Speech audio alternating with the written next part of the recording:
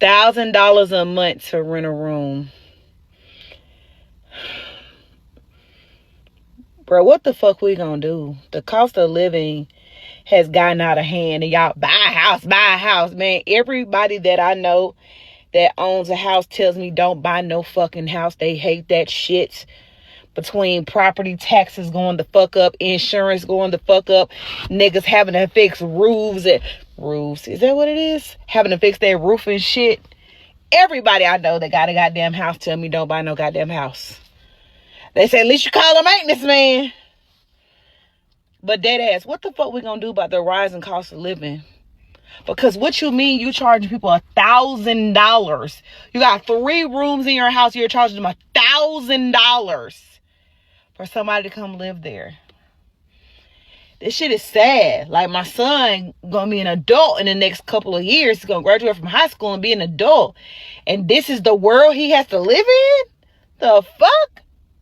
I guess I need... shit is weird. As of this morning, I have a real estate agent and a mortgage loan officer. Why? Why, you ask?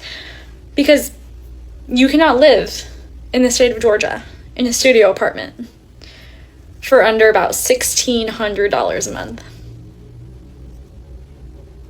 Don't get me started on 1 bedroom. Don't get me started, okay? And I've been looking for months. Okay, here we go. So even on the cheap end, the cheap places, $1,250 to $1,350 for a studio. And you know, in like farther out areas, these are decently sized, like 750 square feet. In the city, like between 400 and 550 square feet. So you don't even have room for a desk. Cool. Okay, moving on. So the cheap places are going to charge you $1,250 to $1,350. They're going to charge you $100 for a cable fee, which when you call, they'll say, oh, that's just Wi-Fi. Okay, well, Xfinity can give me Wi-Fi for $45 a month. So why are you charging me $100? Besides the point. Then they're going to charge you $25 for valet trash. You can't opt out. You have to pay it. They're going to charge you between $25 and $50 a month for parking. Okay, so we're already at $1,350 plus $100 plus another $100. Okay, so we're at $1,550 before utilities. So then you throw on Georgia Power and you throw on water sewer. And depending on what city you're in, water sewer could be really expensive because they're working water sewer projects. So your sewer bill might be $70 on its own, plus water, plus power, which on the low end's $100.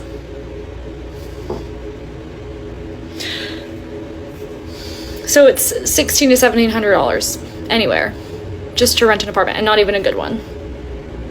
I'm losing my fucking mind. You know, I'm apartment hunting, just looking around. And I haven't been apartment hunting in so long because I've been in my current place for about 2 years. And now that I'm looking, I'm like, oh, this is what they talking about. I'm looking at 1 bedrooms for $2,000, $2,100, 2 bedrooms, $2,300. I would never pay that for an apartment. I will never. And I know a lot of people keep saying, you know, just get a house. It's not that simple, buddy. When you have a house, your base mortgage can be $1,600, but all the other stuff you got to pay on top of that, you're paying a lot more than that. I know people paying $2,600 for mortgage, $2,700 for a mortgage. No, I'm not doing that right now. And then you understand property taxes, HOA fees, all that stuff that adds up. Having a house is not cheap. It's very expensive, and you need to be financially well off to have a house. And most people are not financially well off, and they have houses and they're house poor. I don't want to be that person. Baby steps. Now, I'm thinking to myself, there's no way I'm paying that much for an apartment. But at this point, I have no choice. I had set up an apartment tour, and God be speaking to me. I set up an apartment tour. I knew something was off because the prices were a little down there. This morning, that same apartment complex I set up a tour for, they said someone got shot and killed this morning. tour canceled. And my prayers go out to whoever the victim was, but yes, tour is canceled. I'm not about to go get an apartment someone just actively got killed at. So next option at this point, it's looking like I might have to pay $2,100 for an apartment. I seen these one apartments. They were beautiful, gorgeous, in a good area. $2,200 for a 2-bedroom. I think not. I don't know what I'm going to do at this point. I have absolutely no clue what I'm going to do. I don't want to move to the hood. I don't want rats and roaches. I don't want shootouts, and I don't want my car getting broken into.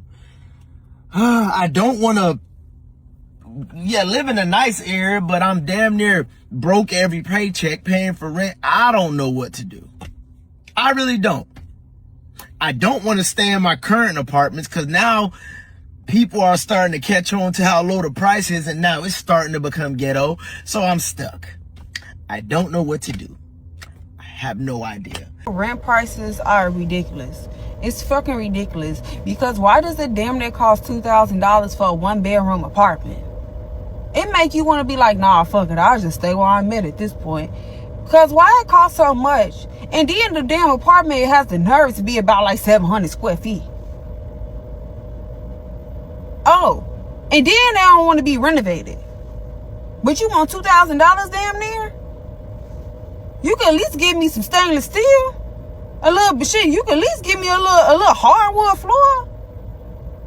But I'm going to read to y'all the qualifications that this person wants for this house. And it ain't an amazing ass house. We're not talking about anything super expensive. The rent, like I said, is $16.95, $40 application fee per adult. They want you to make 3.5 times the rent. Standard for whatever reason is 3 times the rent. When majority of Americans don't even make 3 times a $1,600 a month rent. I don't know where people just get up and be like, oh yeah, we're just gonna make this a national standard that people have to make 3 times the rent amount. Majority of people can afford 2 times the rent on a specific basic home like this. But this person is going even further. They don't want you to have 3 times the rent. They want you to have 3.5 times the rent. They want the last 2 years of your W-2s, the last 3 months of your check stub, driver's license or ID, social security card. They want you to make 2 months worth of rent as your security deposit before you even move in, and you have to have a credit score of at least a 670. I'm trying to tell you off the bat, that disqualifies so many people from being able to be in a home that is decent. Let's add that up, why don't we? Off the rip, you have to pay first month's rent, $16.95. You have to pay $40 application fee per adult, and let's just say the standard adult is 2 adults, right? You have to pay, if you have a pet, which majority of people in Houston do have pets, dogs, it's a $250 non-refundable fee per pet. So let's just say you have a pet. We're going to add that up. And then you have to make 2 months of the rent to equal the amount of the security deposit. So that's $16.95 times 2. All right. And on top of that, we're not even talking about your utilities and all the things that you have set up. They want you to have rental insurance before you move in. Standard rental insurance is probably about $25 a month. Let's just say that. Before you can even move into this house, sitting in a savings account somewhere or just idle money, you already got to come off of this amount of money.